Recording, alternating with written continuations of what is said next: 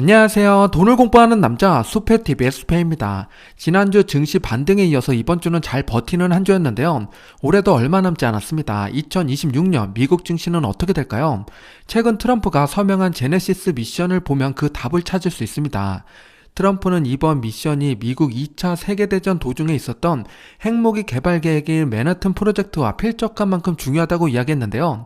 과연 어떤 미션이기에 이렇게 강조를 했을까요? 한 주 정리와 함께 제네시스 미션을 파헤쳐 보겠습니다. 시작 전에 이런 영상을 계속 받아보고 싶으시다면 구독과 좋아요 그리고 따뜻한 댓글 부탁드립니다. 여러분의 관심이 저를 행복하게 합니다. 감사합니다. 미국 4대 지수 현황을 보겠습니다. 다우존스는 0.6% 상승이 나왔고요. S&P 500은 0.3%, 나스닥은 1% 올랐습니다. 반대로 장기 채권은 2.3% 빠졌는데요. 주식은 오르고 채권은 하락하는 한 주였습니다. 그 속에서 보면 다우존스는 S&P 500보다 2배 더 올랐죠. 그 말은 우량한 가치주가 더 많이 올랐다는 이야기입니다.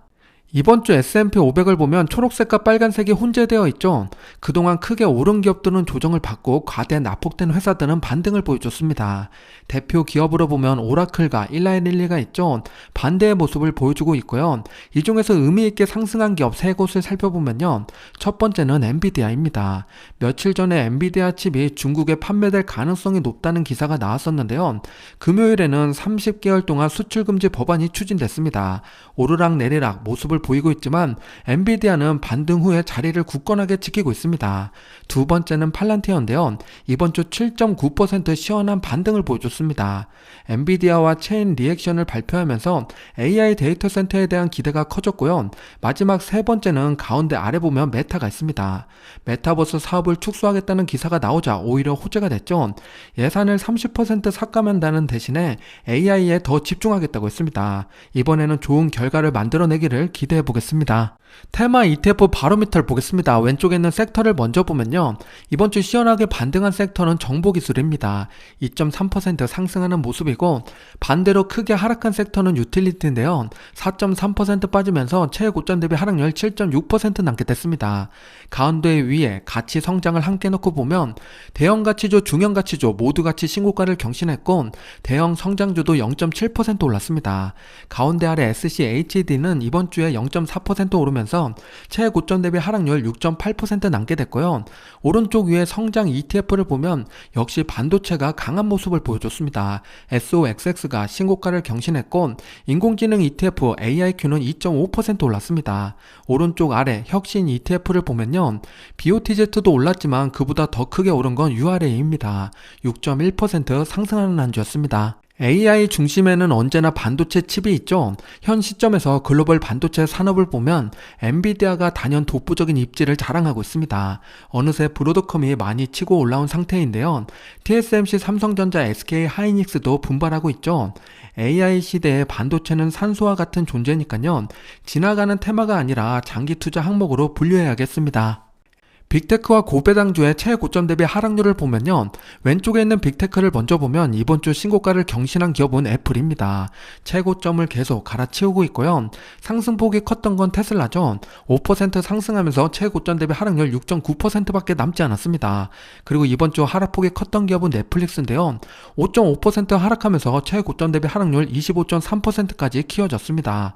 오른쪽으로 넘어와서 고배당주를 보면 이번 주에 반등폭이 컸던 건 리얼티인컴이죠.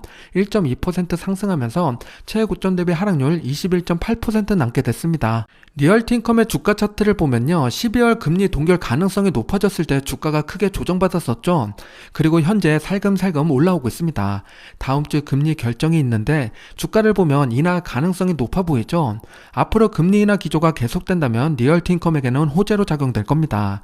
요즘 같은 시기에 부동산 투자로 월세 받는 것보다 리얼티인컴에 투자해서 배당받는 게 더 현명할 수 있습니다.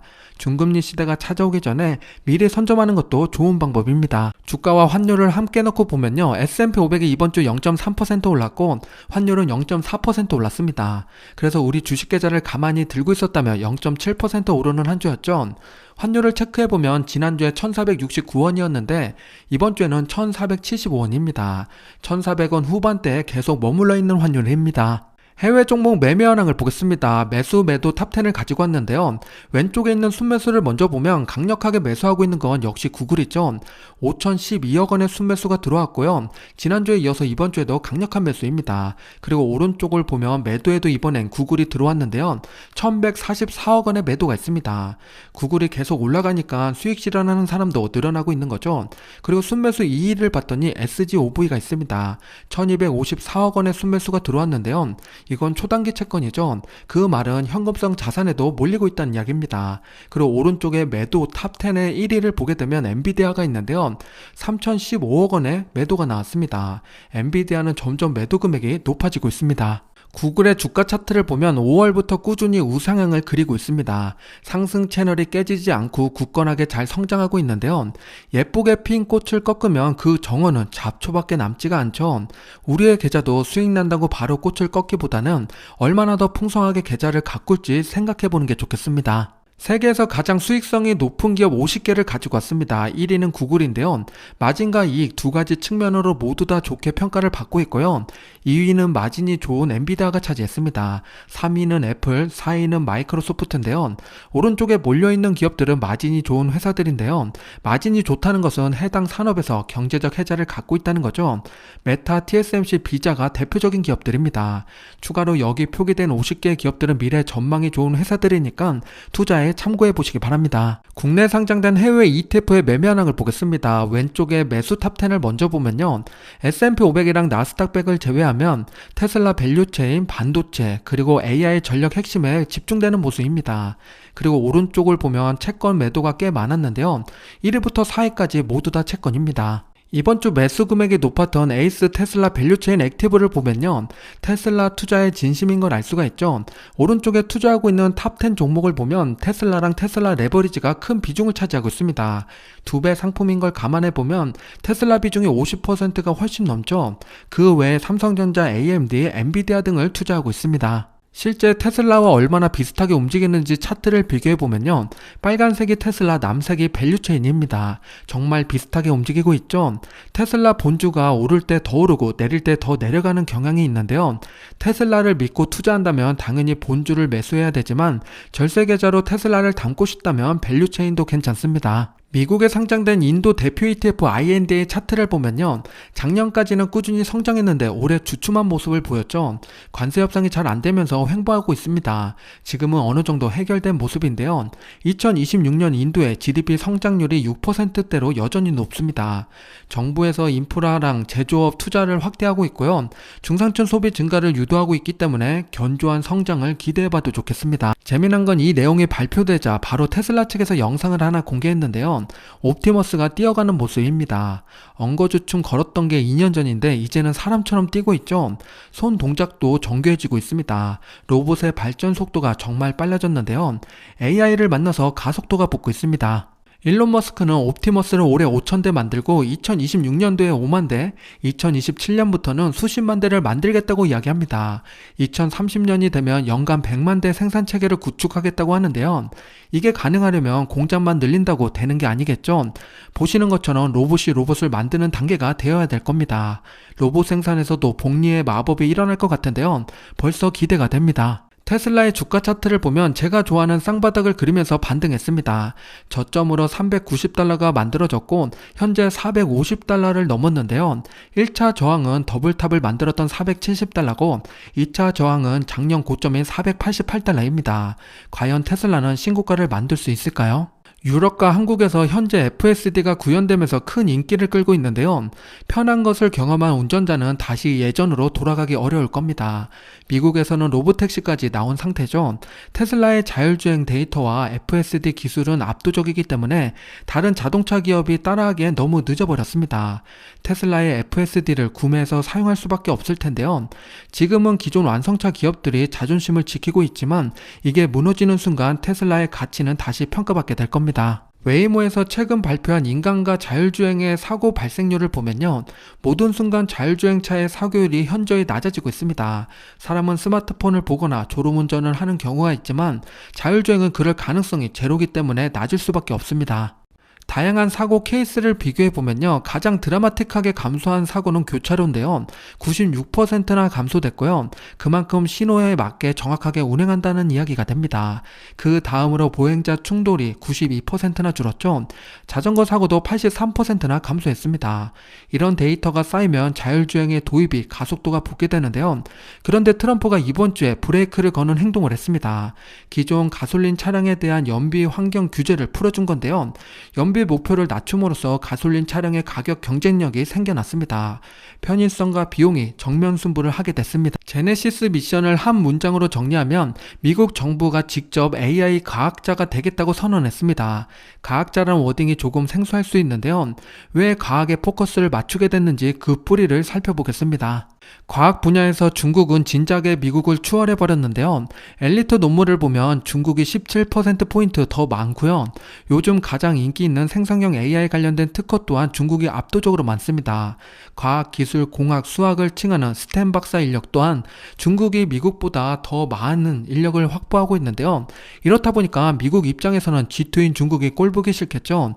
AI 패권과 더불어서 과학 분야의 패권도 장악하려는 행동을 취하기 시작했습니다. 그게 바로 제네시스 미션입니다. 지금까지 미국의 AI와 과학 분야의 정책을 보면 각 부처, 연구소, 대학이 제각각 따로 움직였습니다. 이렇다 보니 하나의 정책을 펼쳐도 분산될 수밖에 없었는데요. 이것을 이번에 통합된 하나의 AI 플랫폼, 즉 하나의 엔진으로 모으려는 시도를 하고 있습니다. 이대로 가면 중국한테 밀릴 수밖에 없다는 압박이 미국을 국가 차원으로 움직이게 만들었습니다. 제네시스 미션의 핵심 구조를 보면 10년 안에 과학 생산성 2배를 목표로 하고 있습니다. 그 안에서 에너지 지배력과 국방력, 기술 패권 강화가 포함되어 있는데요. 총괄을 맡고 있는 부서는 에너지부이며 17개 국립연구소랑 대학 그리고 민간기업이 함께 참여할 예정입니다. AI로 풀고 싶은 과학 미션은 크게 5가지가 있는데요. 첨단 제조, 바이오 신약, 핵분열 핵융합, 핵심 소재 히토류, 반도체입니다. 5개 분야 모두 중국과 치열하게 싸우고 있는 분야죠. 미래 먹거리기도 합니다. 제네시스 미션의 첫 단추는 여기서 미션 20개를 선정하는 건데요. 60일 이내에 미션을 선정해야 됩니다. 촉박한 일정이죠. 앞으로 2달 동안 과연 어떤 기업들이 꿈출하게 될지 지켜봐야 될 포인트입니다. 제네시스 미션의 타임라인을 정리하면 미션 20개를 선정하는 것을 시작으로 미국 정부가 보유한 슈퍼컴퓨터와 데이터 연구시설 자원을 모두 전수조사합니다. 이게 약 3에서 4개월 정도 걸리고요. 그 다음으로 참여기관과 기업의 파트너십을 구성합니다. 그리고 나서 실제로 AI 실험 공장을 가동하게 되는데요. 초기 가동을 통해서 결과를 뽑아내는데 딱 1년이 걸리는 세팅입니다. 내년 11월 말이 되면 결과가 나와야 되는데요. 왜 그럴까요? 이미 눈치채신 분들도 계실 것 같은데요. 트럼프는 중간 선거까지 어떻게든 결과물을 만들어내야 되는 상황입니다. 주식 투자를 하고 있는 우리가 지켜봐야 될 타임라인은 미션 20개가 선정되는 시점에서 과연 테마가 어디가 움직이게 될지, 그리고 파트너십이 구성될 때 이 시기에 올라가는 기업들은 어딘지를 살펴봐야 됩니다. 결국 내년 11월까지 증시가 크게 오르길 바라는 트럼프의 전략이 고스란히 보이는 타임라인입니다. 다시 트럼프의 관점으로 돌아와서 그가 미션을 통해서 얻고자 하는 것은 지지율입니다. 우리가 얻고자 하는 것은 증시 우상향이죠. 그럼 이제부터 제네시스 미션이 어떤 파급력을 갖게 될지 조금 더 자세히 3가지 포인트를 정리해 보겠습니다. 첫 번째는 과학과 기술의 파급력이 일어날 건데요. 그동안 대학, 민간, 국립연구소가 따로 성과를 만들었다면 이제부터는 AI를 기반으로 모두가 함께 성과를 만들어냅니다. 신약, 소재, 에너지, 기후, 모델링 등 다양한 분야에서 생각지도 못한 결과가 쏟아질 텐데요. 제네시스 미션 내용을 보면 연구 속도가 10배 이상 증가할 걸로 기대하고 있습니다. AI가 논문을 읽고 실험을 설계하고 결과까지 분석할 텐데요. 연구용 코파일럿 역할을 하는 구조가 형성이 됩니다. 미국의 논문과 특허가 중국을 따라잡게 될 겁니다. 두 번째는 경제와 산업의 파급력입니다. 미국 에너지부가 총괄하는 이번 미션은 누구와 손을 잡느냐에 따라서 기업은 엄청난 수요에 보증 수표를 갖게 됩니다. 누구나 파트너가 되고 싶어 할 텐데요. 기업은 파트너가 되기 위해서 캐펙스 투자가 전제 조건이 될 겁니다. 현금력이 강하고 트럼프와 신뢰를 쌓는 기업을 눈여겨봐야 됩니다. 이번 미션으로 인해서 기업들이 정부 때문에 반강제적으로 AI 투자를 늘리게 될 텐데요. 그로 인해서 지금 보시는 네 가지 분야는 더욱더 발전할 수밖에 없을 겁니다. 더 많은 GPU, 더 큰 데이터 센터, 더 많은 전력과 냉각이 필요하고 AI 모델과 역량 역할이 강화될 겁니다. 각 분야를 대표하는 기업을 나열해 봤는데요. 내가 투자하고 있는 기업이 있는지 점검해 보시기 바랍니다. 마지막 세 번째는 투자와 시장의 파급력입니다. 2026년은 어떤 기사가 증시를 움직이게 될지 예시를 들어보면요. 우선 제네시스 관련된 예산, 입찰, 계약 건이 발생되면 증시가 출렁일 겁니다. AI 인프라부터 데이터 센터까지 다양한 기사가 나올 수 있는데요. 이런 기사가 강세장을 이끄는 모멘텀이 될 겁니다. 다음으로 참여 기업 리스트가 공개될 때 개별 기업이 급등이나 급락이 나올 수 있고요. 해당 기업을 잘 선정해서 투자하는 것도 좋지만요. 빅테크 반도체, 전력, 사이버 보안 관련된 ETF에 관심 가져도 좋습니다. 마지막으로 제네시스 관련된 실제 진행된 사례가 나오게 되면요. AI 기반 신약이 발굴됐다 혹은 효율이 30% 개선됐다 등 이런 내용이 있을 겁니다. 다양한 사례가 나올 텐데요. 해당 기업들은 또 한번 급등할 수 있습니다. 트럼프가 대통령으로 당선되고 지금까지 나스닥백의 주가 차트를 보면요. 상호 관세를 외쳤던 4월 트럼프가 직접 폭락을 만들고 V자 반등을 보여줬습니다. 이때 질 나쁜 자산이 많이 청산됐죠. 그리고 BBB 법안을 통과해서 지금까지 우상향을 이끌어왔습니다. 성장 모멘텀이 부족하다고 느꼈는지 지난주에 제네시스 미션을 들고 나왔는데요. 트럼프는 내년 11월까지 미국 증시를 어떻게든 올리려고 노력할 겁니다. 관세 폭탄처럼 한번 굴곡을 줄지 아니면 이대로 우상향을 만들지 아직은 알 수 없지만요. 그가 이끄는 방향은 이미 제네시스 미션에 모두 보여줬습니다. 우리의 투자 또한 방향이 다르면 안 되겠죠. 투자 전략을 잘 세워야겠습니다. 12월이 되니까 2026년 월가의 전망이 나오기 시작했는데요. 모두가 긍정을 외치고 있습니다. 적게는 4%, 많게는 17%까지 성장할 걸로 내다보고 있는데요. 월가가 긍정을 외칠 때 왠지 더 불안한 건 저만 그런 걸까요? 기분이 좋으면서도 조금은 보수적으로 봐야 되겠다는 생각이 듭니다. 다음 주 배당 기업을 보겠습니다. 12월 8일부터 19일까지인데요. 옥시덴탈, 월마트, 처부, 도미노피자, 크라운캐슬이 있습니다. 배당 투자자분들은 참고하시기 바랍니다. 다음 주 주요 일정을 보면요. 실적 발표하는 기업 중에서 관심있게 봐야 될 기업은 10일에 오라클, 11일에 브로드컴입니다. 반도체 기업들이 함께 움직일 테니까 유심히 지켜봐야겠고요. 그리고 10일에 FOMC 미팅이 있죠. 새벽에 나오면 다음날 아침 커뮤니티 뉴스로 말씀드리겠습니다. 오늘은 찰리 먼거의 명언을 공유드리겠습니다. 복리는 인간이 발견한 가장 강력한 힘이다. 그저 방해하지 말라입니다. 더 멋진 기업을 찾는 것도 좋지만 내가 갖고 있는 기업의 가치가 얼마나 대단한지 다시 한번 평가하는 시간을 가져봐야겠습니다. 잠깐 이벤트 보고 올게요.